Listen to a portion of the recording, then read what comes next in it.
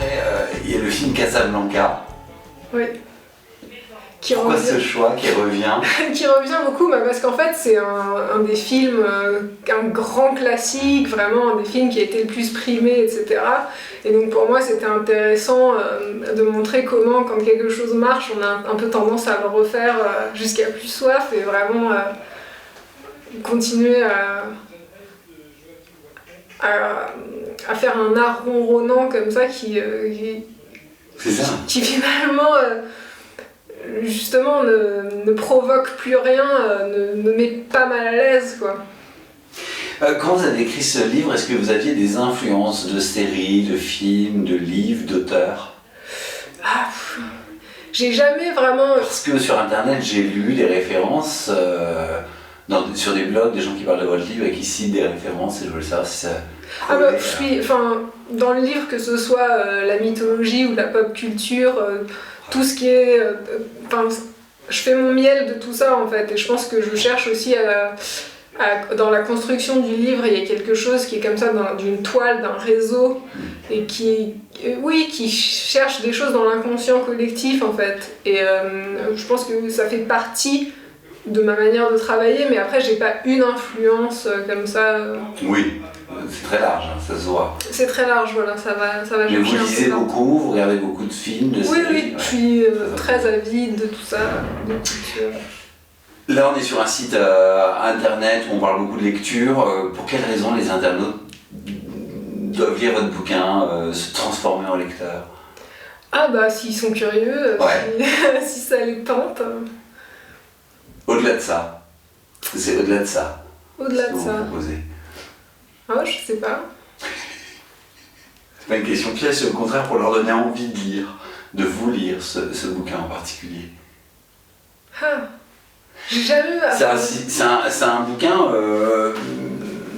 c'est original sur l'idée, on vient de l'évoquer, c'est pertinent sur la manière dont c'est décrit, c'est comme une écriture très contemporaine, vous avez 30 ans, ça se sent, c'est très jeune.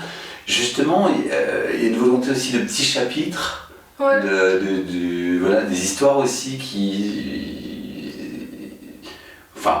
ce que je veux dire, c'est que vous proposez plusieurs histoires, mais après il faut que le lecteur quand même fasse le boulot de les imbriquer entre elles. Oui, il y a des jeux d'écho en fait. Il y a quelque chose qui se crée dans l'épaisseur du texte. C'est-à-dire qu'il y a à la fois une histoire qui se déroule comme ça horizontalement et qui est facile à suivre, et en même temps il y a aussi tout ce qui se passe dans l'épaisseur, dans les choses qui se font écho et qui créent du sens, parce qu'il y a toute une imagerie de la lune, à laquelle répond toute une imagerie de l'eau, etc., et des créatures mythologiques, aquatiques. Donc oui, il y a quelque chose qui se crée comme ça, qui est plus épais. Très épais même, je dirais, c'est profond, et en même temps dans l'écriture il y a une forme d'économie, des chapitres courts. Je trouve que dans votre style vous allez à l'essentiel.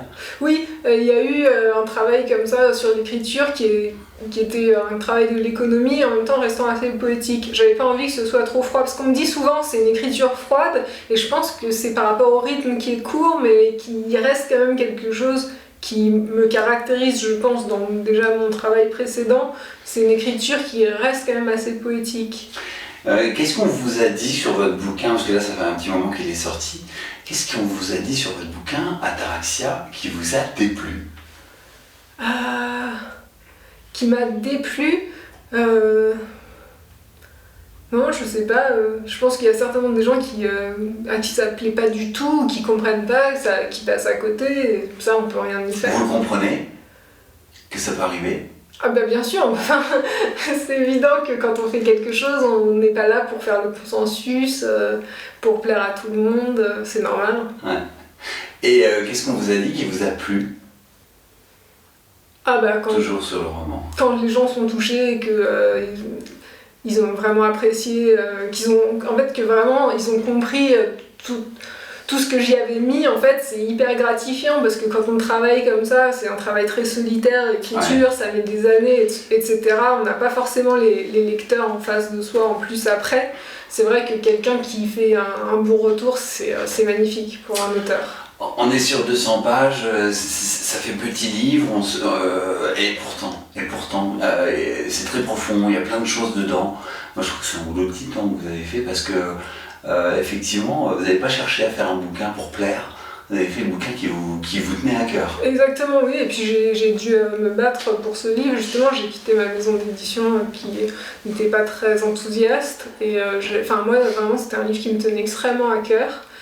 Et je suis vraiment contente d'avoir été jusqu'au bout et d'avoir fait ce travail qui était dense et pas forcément, peut-être déconcertant. Ouais. Ça l'est au départ, hein, et après on se prend une claque. C'est pour ça que je voulais vous rencontrer, Alizée, parce que je trouve qu'il faut vraiment vous mettre en avant, parce que c'est courageux autant pour vous en tant qu'auteur de rester sur le chemin que vous avez décidé, et c'est courageux pour l'éditeur de vous donner cette opportunité, parce qu'on est dans un monde qui répond pas trop à ça quand même. Non, merci beaucoup. Donc Alizée Meurice, il faut vous lire. Ataraxia, c'est aux éditions Léo Cher. C'est vraiment un bouquin pour moi très original, il y a un vrai style. Je le découvre que sur le 4e, donc comme quoi ça vaut le coup de continuer d'écrire des 5e et des 6e. Ça va venir, ouais. Et je serais très curieux de suivre le prochain bouquin. Un grand merci. Merci beaucoup à vous.